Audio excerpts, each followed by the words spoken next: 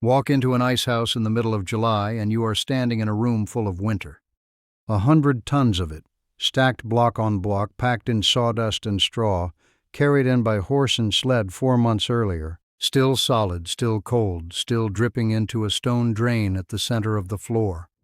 And the temperature outside is 90 degrees, before electricity, before refrigeration, before anything you would call a cold chain.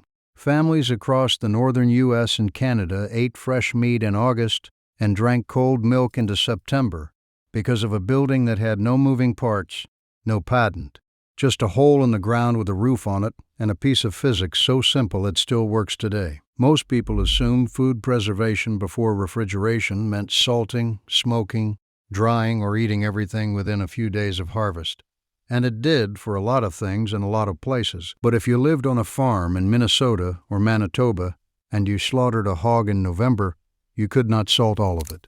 You could not smoke all of it. And you certainly could not let several 100 pounds of meat sit in a shed for 6 months with nothing between it and the summer heat but a door. The alternative was not surviving on jerky. The alternative was ice. And not the kind that melts in a glass on the porch.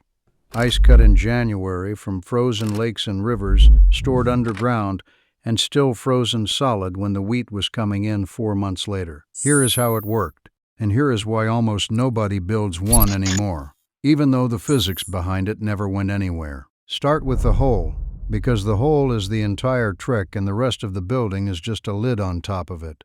Dig down about 12 to 15 feet. The depth depends on your frost line, but in the northern states and Canada, where this practice was most common, that meant getting below the zone where the ground ever froze. At that depth, the surrounding earth sits somewhere in the mid-40s to low 50s Fahrenheit year-round.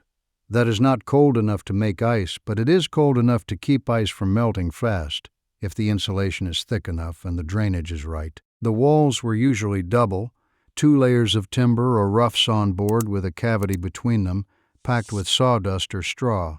Same for the ceiling. A foot or more of tightly packed sawdust between the inner ceiling and the roof above it, and a roof with deep overhangs, not for rain, not for show, but to keep the summer sun off the walls. Every inch of shade matters when you are trying to hold a Wisconsin winter inside a building in the middle of an Ontario July. The floor sloped slightly toward the center, where a drain carried meltwater out and away from the building. It was not a septic system. It was not a French drain. It was a stone-lined trench, gravity-fed, leading downhill away from the ice house and the farmhouse both. You do not want meltwater pooling under your ice, because ice sitting in water melts faster than ice sitting on a drained stone floor with moving air underneath it. And the ice itself was stacked dense, not loose. Blocks 2 feet square and a foot thick, packed tight against each other so they insulated themselves. A single block of ice weighing 200 or 300 pounds does not melt the same way a handful of ice cubes does. Stack 1,000 tons of it together in a dark insulated room, and it fights the summer on its own terms. Here is where the numbers start to matter more than the story. A working family farm in the northern states needed somewhere between 20 and 40 tons of ice to last a full year. 40 tons. That is roughly 2,000 cubic feet of solid ice, or a block about the size of a small garage. Some larger dairy operations, especially those shipping milk before rail refrigeration, stored 100 tons or more. Cutting that much ice by hand was not a weekend project. It was a community event, usually in late January or early February, when the ice on a nearby lake or river was at its thickest. Ideally 12 to 18 inches. Any thinner and the blocks are too fragile to stack and transport. Any thicker and you are working against the clock, because once the sap rises in March and the ice starts to soften, cutting becomes dangerous, and the ice quality degrades. The cutting itself was methodical. Men used ice saws, long blades with offset teeth designed specifically for this work, to cut a grid into the surface. Horses pulled the blocks up a ramp onto sledges. Work crews hauled them to the ice house, packed them in, and layered sawdust between every row and every column. The whole job for a large barn-style ice house might run a week or more with a crew of 12 men. And here is the part most people miss. The ice was not clean the way we think of clean. It was lake ice. It had leaves, sticks, the occasional drowned bug, and a greenish tint from algae frozen into the surface. Nobody ate it directly. The ice was for the icebox, the insulated cabinet in the farmhouse kitchen where meat and dairy were stored, with a block of ice in the top compartment and the food below. The meltwater ran down through a pipe and out of the house. The ice never touched the food, and the food never touched the ice. The cold was all that moved. The American ice trade was not small, and the farmhouse ice house was part of something much larger than most people realize. By the 1880s, the commercial ice trade in the United States was shipping over 1 million tons of ice per year. Most of it came from New England, cut from the Kennebec River in Maine, and from lakes in Massachusetts, then shipped by rail and schooner as far south as New Orleans, the Caribbean, and even India. Yes, India. New England ice, packed in sawdust, survived a passage around the Cape of Good Hope to Calcutta, where it sold at a premium to British colonial households, who could not imagine a summer without it. The farmhouse ice house was the small-scale version of the same supply chain. Same physics, different shipping distance. A family that put up 40 tons in February could reasonably expect to still have usable ice in late August or early September.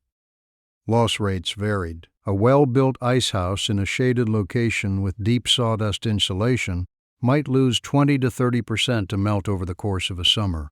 A poorly built, one in full sun might lose 60% or more. This is why sawdust was the insulator of choice.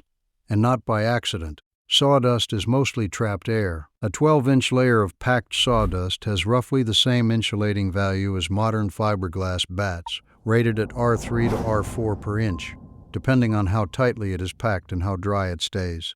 Nobody called it an R value back then. But they knew a wall of sawdust held ice longer than a wall of straw, and a wall of straw held ice longer than bare timber, because they measured it in how many pounds of meat spoiled before October. The icebox inside the house made the same trade-off at a smaller scale. A typical farmhouse icebox held 25 to 50 pounds of ice in an upper compartment, with insulated walls, often a zinc liner separated from the outer wooden case by a layer of charcoal or sawdust. It kept the interior at about 40 to 45 degrees, not freezing, but cold enough that fresh milk stayed drinkable for several days instead of several hours. That alone changed what a farmhouse kitchen could produce and sell. The ice house did not stop working. The world around it changed. The first shift was mechanical refrigeration. Ammonia cycle refrigeration became commercially viable in the 1870s and 1880s, and by the early 1900s, breweries, meatpacking plants, and eventually dairy processors were switching from harvested ice to machine-made ice. The commercial ice trade collapsed. The men who cut and shipped natural ice to India could not compete with a factory that made ice on demand in Calcutta itself. The second shift was the electric refrigerator. By the 1920s, households with electricity could buy a refrigerator that made its own ice inside the kitchen without a horse, a sled, a saw, and a week of January labor. The convenience was overwhelming, and it was genuine. You cannot argue with a machine that removes the entire labor chain behind a block of ice. But here is what got lost in that shift. The ice house was not just a cold place. It was a piece of land given a job. It cost nothing to run once built. No fuel, no electricity, no maintenance beyond replacing sawdust every few years and cleaning the drain. A properly built ice house produces ice for 30, 40, 50 years, with almost no ongoing cost beyond the labor of cutting and stacking, which families already organized as part of their winter routine. The electric refrigerator is better in nearly every practical sense. Smaller, faster, more convenient, but a refrigerator that costs nothing to run after it is built and works whether or not there is a power grid is not obsolete physics. It is an option we chose to forget we had. The same principle that kept ice frozen through a Wisconsin summer is the one a geothermal heat pump uses today, just applied in a different direction and at a different scale. That stable ground temperature below the frost line, roughly 50 degrees year-round, in most of the country, is still there under your feet whether you use it or not. The ice house is not a museum piece. It is a working answer to a problem most people have quietly accepted without looking back at how it was already solved once, 150 years ago, with almost none of the tools they assume it required. Could you build one today? The answer depends on your land, your slope, your drainage, and how much sawdust you can get your hands on. But the question that matters more is simpler than that. Could you use the same physics without the full ice house, with a smaller root cellar, a below-grade cold pantry, or a ground-coupled storage system, and get most of the benefit for a fraction of the labor? The ground under your feet is 50 degrees all year. Nobody is billing you for it. Go look at your own property and tell me in the comments. Do you have a slope you could dig into? Do you already use a root cellar or a cold room? And if so, what is working and what is not? If you have got a grandfather or a neighbor who still talks about the ice house his family maintained, tell me that story. There is almost none of this recorded outside of a handful of agricultural bulletins from the 1920s, and every account that survives is worth having. Subscribe if you want to keep seeing what northern families built with the land itself, instead of waiting for a delivery truck. If you are the kind of person who would rather dig a hole once than plug something in and pay for it every month for the rest of your life, stay close. There is a lot more of it under the farmhouse than most people ever find.